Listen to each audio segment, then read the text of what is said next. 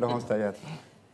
D'abord, je veux noter le premier problème d'Emmanuel Macron, et qu'on a identifié depuis un certain temps, c'est sa difficulté à incarner la fonction.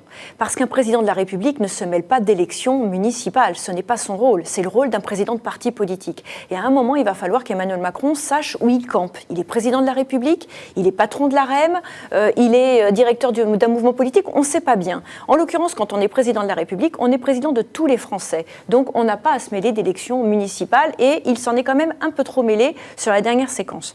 La deuxième chose, c'est cette question notamment du deuil et de la réaction de Mme Belloubet. J'entends vos arguments de Mme Pénicaud. La ministre du Travail. Voilà, elles sont formidables toutes les deux.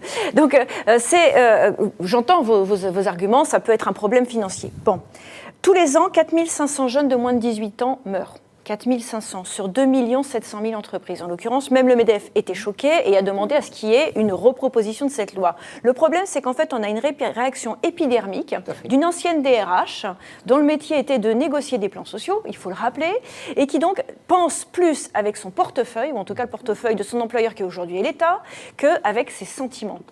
Le problème de ce gouvernement, c'est qu'il manque d'empathie, qui est certainement et très probablement due à sa déconnexion totale de la réalité et du quotidien des personnes.